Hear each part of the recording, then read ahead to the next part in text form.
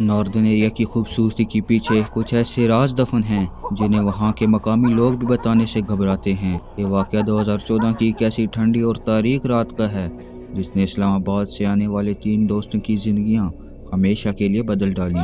یہ لوگ ہنزا کے سفر پر تھے۔ رات کا تیسرا پہر تھا اور ان کی گاڑی ایک سنسان پہاڑی چڑھتے ہوئے خراب ہو گئی۔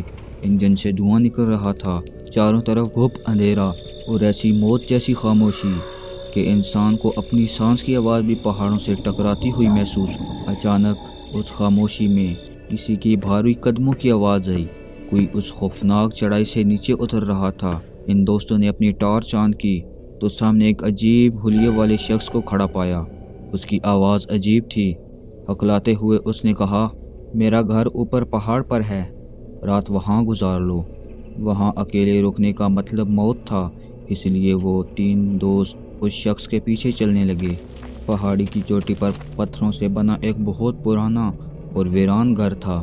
کمرے میں گپ اندھیرا اور صرف ایک چارپائی تھی، لیکن اس چارپائی پر پہلے سے کوئی سو رہا تھا جس پر ایک لمبی چادر ڈالی ہوئی تھی۔ وہ شخص انہیں وہاں چھوڑ کر اچانک اندھیرے میں غائب ہو گیا۔ تھکے ہوئے دوست فرش پر ہی لیٹ گئے، لیکن ان کی آنکھ تب کھلی جب چارپائی سے بھاری سانسوں کی آواز آنے لگی۔ دوستوں کی حالت خراب تھی۔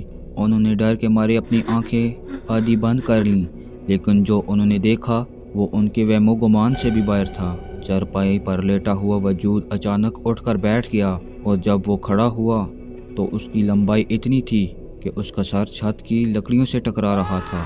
وہ کوئی انسان نہیں تھا۔ اس لمبے قد والی مخلوق نے اپنا ایک لمبا قدم ان دوستوں کو اوپر سے گزارا، دروازہ کھولا اور پہاڑ کے اندھیرے میں اتر گیا۔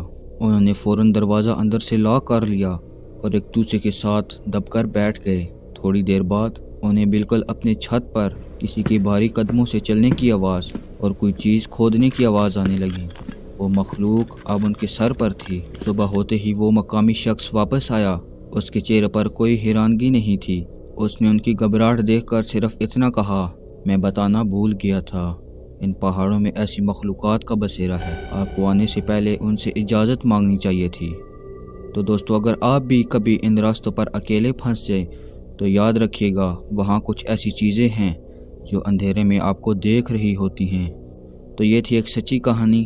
اگر آپ کے ساتھ بھی کوئی ایسا واقعہ پیش آیا ہو تو ڈسکرپشن باکس میں ایک واٹس ایپ نمبر ہے، مجھے اپنا واقعہ وہاں شیئر کر دیجیے اور اس کی ویڈیو کو لائک اور چینل کو سبسکرائب ضرور کیجیے گا۔